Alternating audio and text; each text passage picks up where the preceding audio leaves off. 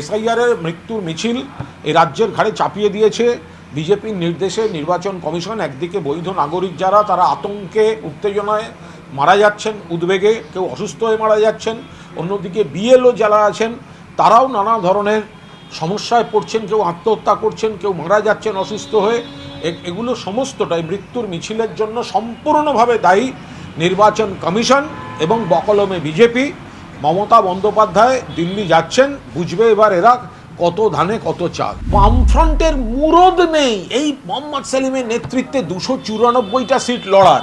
কখনো কংগ্রেসের পায়ে ধরতে যায়, কংগ্রেসকে এসো এসো এসো এসো, কখনো নওশাদ সিদ্দিকীর পায়ে ধরে।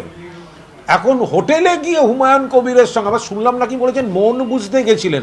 ও তো প্রথম প্রথম প্রেমে পড়লে হয়, মন দিল না বধু, এরকম গাইতে গাইতে চলে গেছে মোহাম্মদ সেলিম হোটেলে।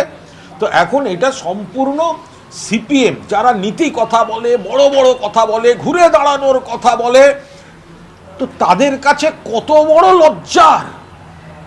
আমরা এসব নিয়ে ভাবছিও না, কি কার সঙ্গে বৈঠকে বসছে, তার চায়ের দাম কে দিচ্ছে, ও তারা বুঝবে।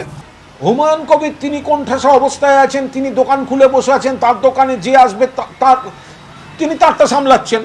কিন্তু এখানে এই যে সিপিএম বড় বড় কথা, মার্ক্সবাদী থেকে হুমায়ুনবাদী হয়ে গেল মোহাম্মদ সেলিম। যে সময় আগুনটা লেগেছে, যে সময় অগ্নিকাণ্ডটা ঘটেছে দুর্ভাগ্যজনক, যখন আমাদের মন্ত্রী অরূপ বিশ্বাস থেকে শুরু করে আমাদের সমস্ত ওখানকার জনপ্রতিনিধিরা, দমকল, পুলিশ, প্রশাসন সবাই যখন উদ্ধারে ব্যস্ত, তখন তো বিজেপির এই নেতারা অন্ডালে গিয়ে নতুন যে ছেলেটি সভাপতি হয়েছে তাকে মুখ দেখাবার জন্য সব ফুলের তোড়া নিয়ে ওখানে লাইন দিয়ে দাঁড়িয়েছিল। 3 দিন বাদে মনে পড়েছে যে রাস্তা আটকে মিছিল করা উচিত।